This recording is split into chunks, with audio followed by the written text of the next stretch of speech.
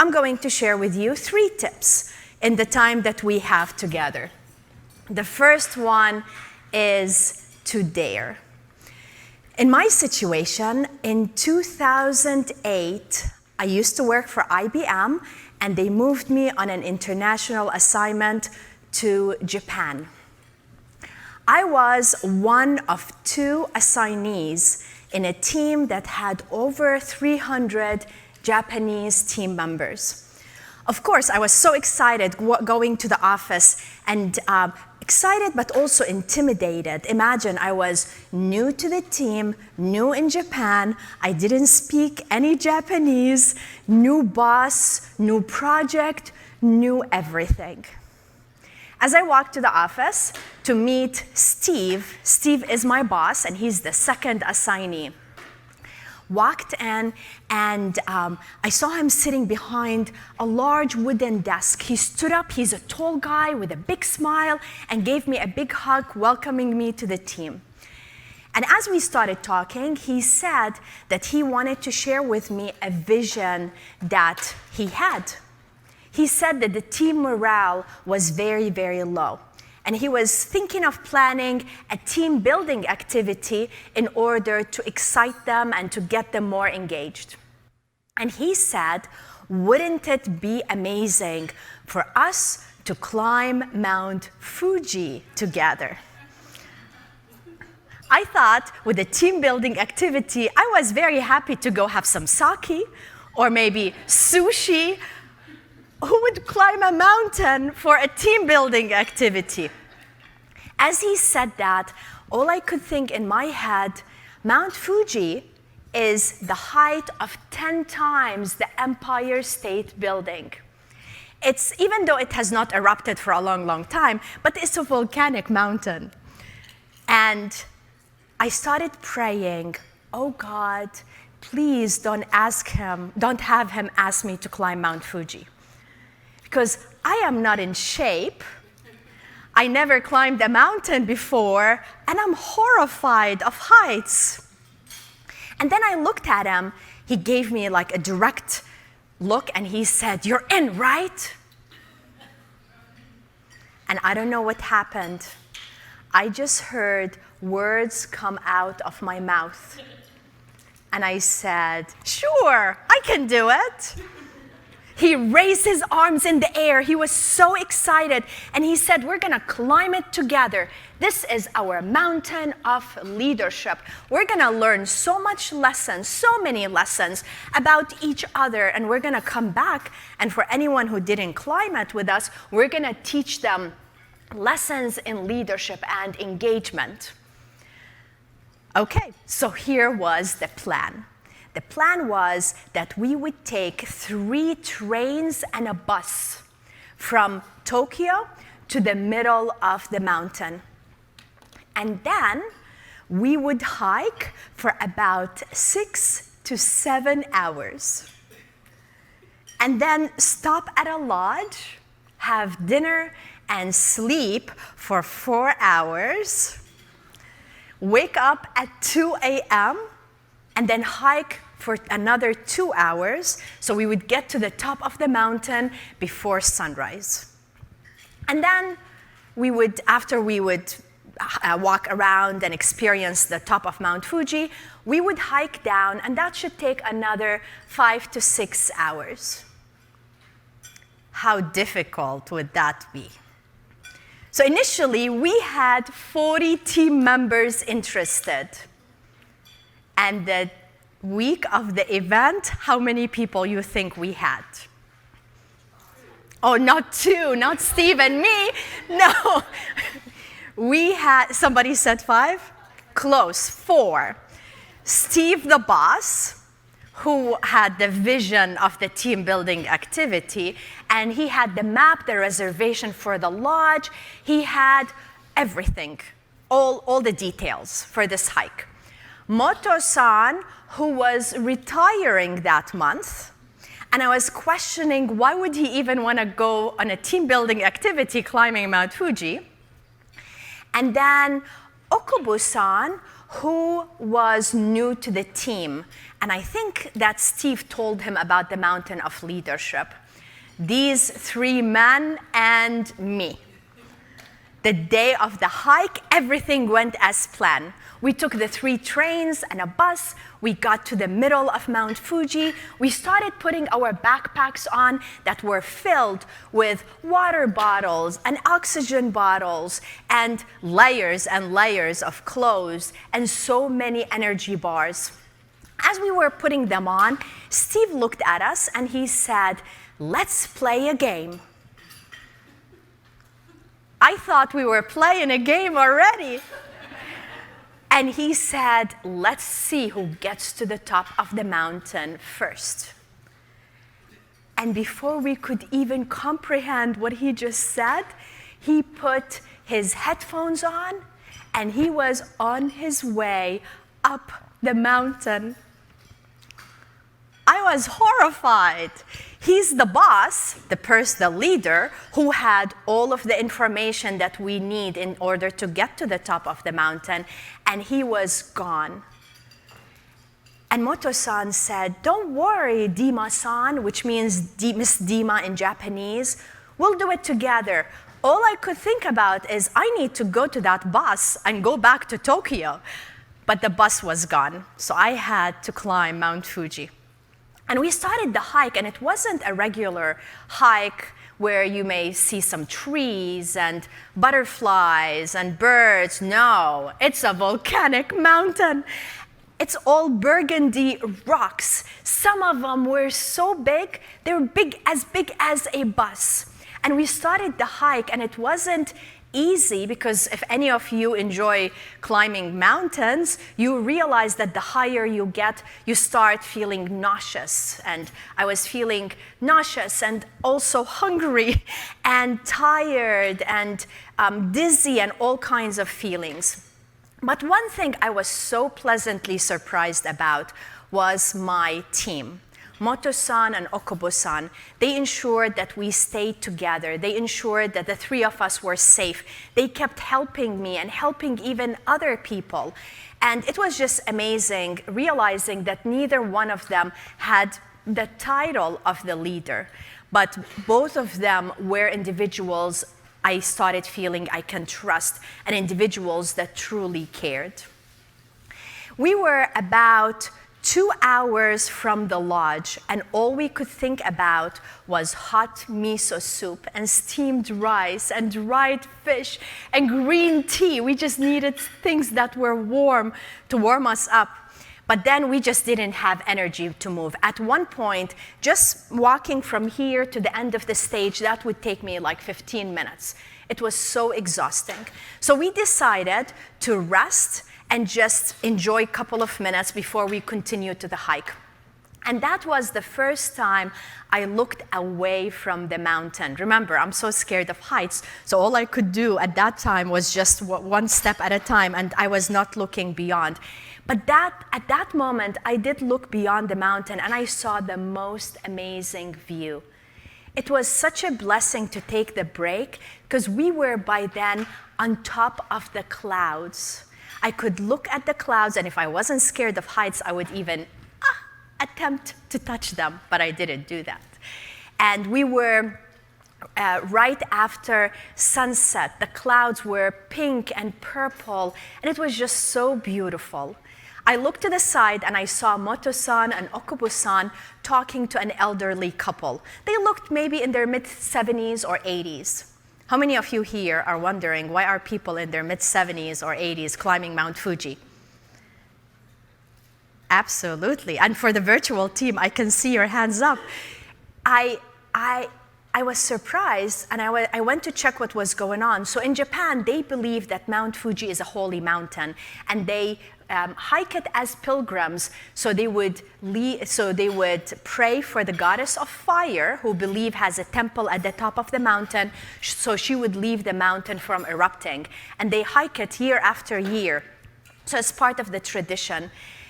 I went next to Moto-san and Okubo-san as they were talking to the older couple, and I found that they were rubbing their arms. The older couple were turning blue. They were not feeling well, and they were giving them our water and feeding them our energy bars, which was like we were low on energy bars, and they were giving them our energy bars. And then Moto-san took off his jacket in the cold, freezing weather, and he put it on the older man. It was generosity that I've never experienced before. So this had us a little late to get to the lodge, and finally we started taking one step at a time, and we got to the lodge. Of course, we were freezing. We just could not wait for the delicious meal of the miso soup and steamed rice and all of the things I told you we were waiting for. I got to the lodge, and guess who I saw there? Steve was waiting there. And of course, he wanted to remind us that he made it first to the lodge, even though it's not the top of the mountain, but it's a little milestone. And I said, "How was dinner?" He responded, "Dinner was great. They had hot miso soup and steamed rice and green tea and dried fish. But," he said, "the kitchen closed half an hour ago, and there's nothing left." And I responded by an obvious question. I said, "You saved us some, right?" And it was like a aha moment for him. He said, "Wow, that would have been a good idea. I didn't think about it." All I could do at that moment, I felt like a volcano ready to erupt right in front of his face. But my team pushed me aside, and all we had was 2 energy bars left for the 3 of us. We sat at the corner, and we shared the 2 energy bars. We were starving. Then they put all the lights off for the lodge. Imagine a space that can hold, similar to this. It has various sections, and it holds hundreds of people, everybody sleeping right next to each other. So we went to sleep, and it just felt so quick. We were exhausted, so even the 4 hours felt so quick, and we woke up at a sound of a bang on a gong. We woke up, and Steve got ready the fastest, and he said, "See you at the top." But by then, we realized that the 3 of us, we are leaders. We realized that our focus in order to get to the top safely is to take care of each other and to continue to help each other. That is the only way to be able to get to the top. So when he left, we started again taking one step at a time. It was actually really nice because it was dark, it was very cold, but we took one step at a time, and somehow we made it to the top, and we saw the temple of the goddess of fire. Steve was waiting there. He was just beyond excited that he achieved his goal and he made it to the top first. We ignored them. We found a big rock, and the 4 of us, we sat on the rock waiting for the most amazing sunrise. Imagine being at the top of the mountain where you can see a view 360 degrees. The air was so crisp and clean, no pollution at the top of the mountain, and everybody was sitting there waiting for the most amazing sunrise. That 10 minutes of the sunrise, I felt, made the entire hike worth it. The sky changed color from dark into navy color, but then into red and orange and yellow. Once the sunrise was done, Moto-san and Okubo-san stood, and they started bowing to each other and bowing to me to celebrate that we made it together as a team. And in my opinion, I understand it's not polite hugging men in Japan, but I'm like, who cares about cultural differences? And I started hugging them because that's my way, that's the way I want to celebrate. And these poor men, they were just standing like this. They were just so uncomfortable. We should follow cultural differences. Don't do that. So then we walked, before we walked around the crater, we looked to the side and we saw Steve. And Steve was bragging to other hikers that we didn't know how he made it to the top first and how he even exceeded his own expectations of how fast he made it to the top. Well, no wonder we had horrible team engagement in Tokyo, right? We walked around the crater, and then suddenly we started having a lot of hail. The temperature just changed. There were so many clouds. We stopped at a post office. They have a post office at the top of the mountain, just in case if you forgot to mail something, you can do it at the top of the mountain. But then the weather started getting worse and worse, and we started our hike down. And that's a whole different speech. We were hit by a blizzard. We had a near-death experience, but that's a whole different talk. I learned so much from climbing Mount Fuji. And I learned that the person who gets to the top first and leaves the team behind is definitely not a leader. The leader is the person who walks with the team step by step from the bottom of the mountain to the top and then back to the bottom, is the person who believes in the human element, who focuses on ensuring that we're building trust, we're building relationships, that we are there to serve the team, to ensure that we understand what they need. In our situation, Moto-san and Okubo-san, they offered that to me. They realized how horrified I was, how unprepared I was, but they ensured that they understood my need of team and safety and protection. And that's something we need to think about, to understand what do our team members need and how can we serve them. And to dare to continue to rise higher and higher by helping our team to rise as well. So when I think about the advancement of women in leadership, I want all of you to realize we need more and more women in leadership and on corporations, in government, in nonprofit, but we also need to bring our feminine energy, our human energy to work, because this is what organizations are missing a lot on right now. We need to show up with our authentic self and take care of the team, nurture the team, and to realize that we are all leaders, regardless what title that we have. And also realize that the more we take care of the team and help them rise, we are going to rise with them as well. So of course, there's so many lessons, and I would love to hear from all of you, from the audience here and also the virtual audience, what lessons did you learn from the hike of Mount Fuji? And again, with the workbook, go ahead and enter these messages. What certain messages came to your mind or lessons as I was sharing with you this story?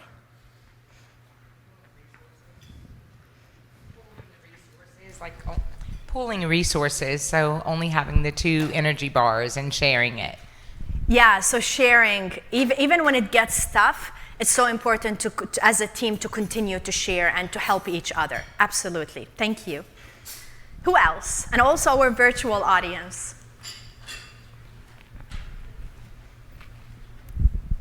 We have someone here too.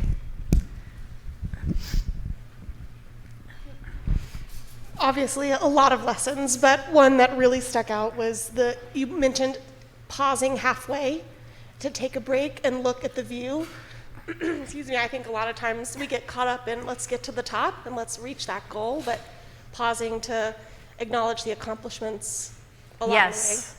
Yeah, and for anyone who couldn't hear, it is to take the moment and to give ourselves permission to enjoy the moment. Because most of us, we have the next goal and trying to get to the next project and taking care of so many people in the process, trying to figure all of these things out. But how important it is to pause and to look away from the mountain and truly enjoy the view. Thank you. So from the virtual group, a leader is defined by the success of their team as a whole and not by their individual success. Yes, I love it. The leader is the person who's defined by the success of the team as a whole and not just them. And I believe as women, we bring that to the world. We bring that to our team, to our families. And instead of hiding it, we need to nurture it and we need to be proud of it and bring it more and more to the work environment. Yes. The team was not excited about Steve's achievement because it wasn't a goal they worked on together. So there was nothing to celebrate. Yes, yeah. Can you imagine if Steve, the one with the vision, if he supported us throughout the way as we got to the top, not only we would have celebrated and it would have been so much more fun, but also we would have been dedicated to him after we went back to Tokyo, and we would have trusted him because when things got bad, we knew that our manager, our leader, would be there to support us. Can you imagine when we went back to Tokyo? It was impossible for us to trust this leader. It was impossible because something got broken throughout that experience. So that's something we need to think about. How can we stand by our team and help them when things get bad, but also to celebrate our accomplishment as a team? Because that's something also missing. Many of us, we're trying to get work, but then we don't pause and we celebrate. And that is so powerful. I think I saw a hand somewhere here earlier. Or we got it? Okay. I think the initial goal of climbing Mount Fuji may not have been the best selection for that particular team. I mean, you should be striving for goals that your team is capable of and excited to participate in, not your own personal goal. Yes, absolutely. Yeah, our goal should be the team's goal, not personal goal. Yep. But do you see how much this applies in the work environment? How many of you here is like Steve? What about virtual audience? Thank goodness, yeah, that's not what we want. It applies whether you're climbing a mountain or you're having an experience. It's very similar. That how can we bring the team together, energize them about the goal, be there to support them when things get tough, and continue to rise together, and we celebrate when we get to the top. Anything else? Yes, so I think this is a good one. Not only did Steve lack leadership, but he broke the trust of the team because the team trusted him to lead this team building event. Yes, trust is so important. And it's going to be difficult for us to trust him even if he tries in the future, right? Yes, absolutely. Very good. I'm surprised you didn't think about this one thing. Do you remember I was praying that he would not ask me to climb Mount Fuji? And what happens when he did? I said, sure, I can do it. How many times it's difficult for us to say no? It's difficult for us to set limits. Of course, if I said, no, I'm not doing it, my speech right now would be very boring. It's just like my speech would end in 2 minutes. So I'm glad I went. I'm glad I got the experience so I can share it with you. But that's another thing as women we need to keep in mind. How can we be honest with ourselves? And how can we set limits if something we truly don't want to do is to be more comfortable of saying no? And that is so powerful. Good. Okay, so what I'm going to do is give you just 1 quick minute to go ahead in the workbook, and I want you to go ahead and write the messages you learned from Mount Fuji and also any lessons that you would like to apply as you continue to advance within your career and as you continue to have a powerful brand as a leader, regardless what title you got. So virtual audience and the in-person audience, go ahead, just 1 minute.